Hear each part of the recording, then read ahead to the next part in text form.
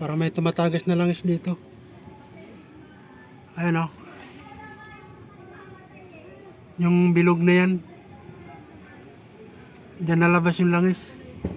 Kaya basa dito. Tumutulo dyan o. Ano?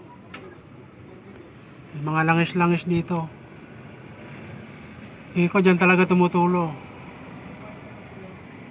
Ayan o. Pero dito wala naman.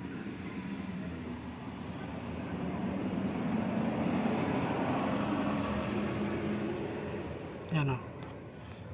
Ito basang-basa eh. Tingin ko dyan yan. Yung tubo na yan. Tsaka meron pa doon o.